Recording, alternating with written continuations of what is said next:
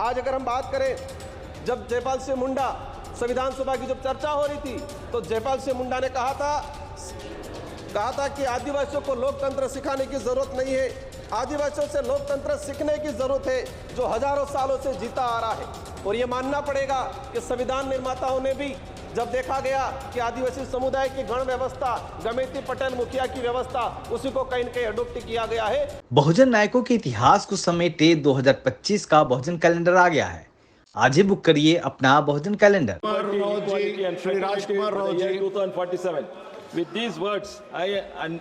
धन्यवाद सभापति महोदय, आपने संविधान की डिबेट पे बोलने का जो अवसर प्रदान किया।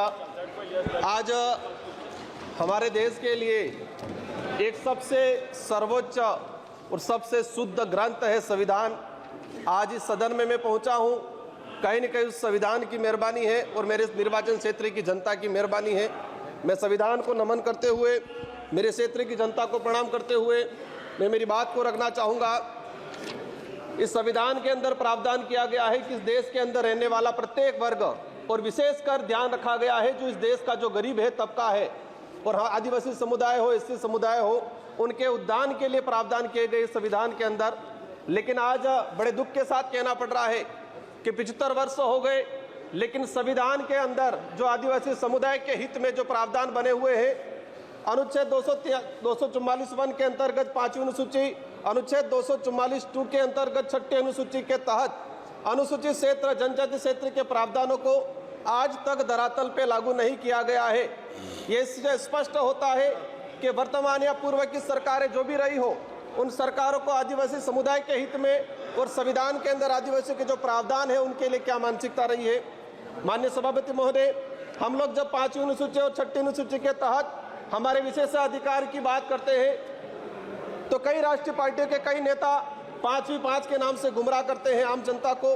बड़े दुख की बात है कि 5वीं अनुसूची और 6ठी अनुसूची क्षेत्र में रहने वाली आम जनता को आज तक इनके अधिकारों के बारे में नहीं बताया गया, नहीं पता चला उनको।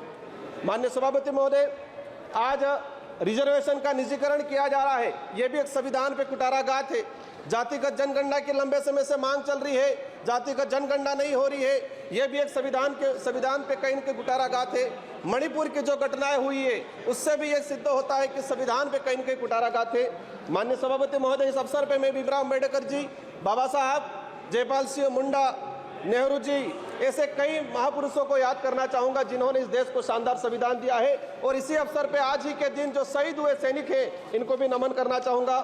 संविधान के प्रावधान के तहत पैसा एक्ट आया इस देश के अंदर, 1996 में पैसा एक्ट आया। आज 28 साल हो गए, लेकिन आज भी कई राज्यों में पैसा एक्ट के कानून नहीं बने हुए हैं।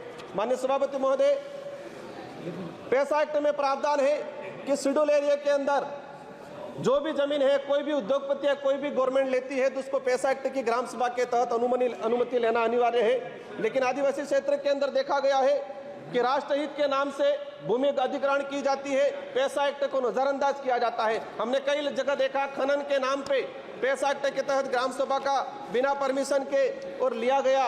कहते हैं राष्ट्रहित, आदिवासियों का घर उजाड़ के किसी उद्योगपतियों को जमीन देना कौन सा राष्ट्रहित है। आप देख सकते हैं, सबसे बड़ा उदाहरण है हसदेव का, जहां पर फर्जी ग्राम सभा गठित किया गया। क्लियर है कि ये कहीं न कहीं पूरे संविधान की धज्जियां उड़ाने का काम किया गया है। माननीय सभापति महोदय, हम अगर देखना चाहें कि कितनी जगह पैसा एक्ट की ग्राम सभा की अनुमति ली गई, पिछले 10 सालों के अंदर कितने प्रोजेक्ट ट्राइबल इलाके में लागू किए गए और कितनी जगह पैसा एक्ट की ग्राम सभा ली गई है। 10 सालों का अगर डाटा निकाल के देखेंगे, दूध का दूध पानी का पानी हो जाएगा और यह स्पष्ट हो जाएगा कि वर्तमान सरकारें हो या पूर्व की सरकारें हो, आदिवासी समुदाय के जो संवैधानिक अधिकार है उनके लिए कितने संवेदनशील है। माननीय सभापति महोदय, आज अगर हम बात करें, जब जयपाल सिंह मुंडा संविधान सभा की जब चर्चा हो रही थी तो जयपाल सिंह मुंडा ने कहा था कि आदिवासियों को लोकतंत्र सिखाने की जरूरत नहीं है, आदिवासियों से लोकतंत्र सीखने की जरूरत है जो हजारों सालों से जीता आ रहा है। और ये मानना पड़ेगा कि संविधान निर्माताओं ने भी जब देखा गया कि आदिवासी समुदाय की गण व्यवस्था, गमेती पटेल मुखिया की व्यवस्था, उसी को कहीं न कहीं अडॉप्ट किया गया है। लेकिन आज लोकतंत्र में जिस तरह से तानाशाही हो रही है, ये कहीं न कहीं आज आम जनता, आम गरीब के लिए दिक्कत है। जल जंगल जमीन आदिवासी जीवन का आधार है। ये बिरसा मुंडा जी और जयपाल सिंह मुंडा का कहना था। लेकिन आज उसी जल जंगल जमीन को उजाड़ा जा रहा है। माननीय सभापति महोदय, आदिवासी समुदाय को अपना अलग एक पहचान, पूर्वजों के त्याग बलिदान आधार पर आरक्षण का अधिकार मिला है। और देश की आज़ादी में अगर देखा जाए सबसे अधिक अगर त्याग बलिदान दिया गया है तो आदिवासियों का त्याग बलिदान दिया गया है। लेकिन आज उसको नजरअंदाज किया जाता है। हाल ही राजस्थान की सरकार ने ST/ST की जमीन को गैर आदिवासियों के खरीद पर अनुमति देकर ST/ST के संवैधानिक अधिकारों पे कहीं न कहीं कुठाराघात किया है। माननीय सभापति महोदय, अनुच्छेद 243 ZC के प्रावधानों की धज्जियां उड़ाई जा रही है।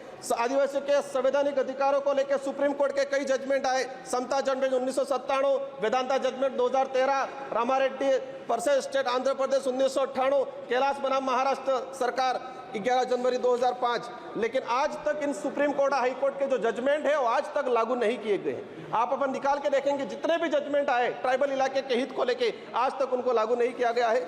माननीय सभापति महोदय, हजारों वीरों के बलिदान के बाद Chota Nagpur tenancy act 1908, Santal Pargana tenancy act 1949, Wilson rules 1837, ये जो जितने भी जो एक्ट आए थे हजारों लोगों ने अपना बलिदान दिया था, इसके बाद आए थे। लेकिन देखा गया है आजादी के बाद इन किसी भी एक्ट पे कोई प्रावधान नहीं किया गया है।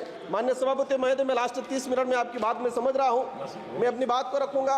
हमारे देश की न्याय व्यवस्था की बात करें। धन्यवाद।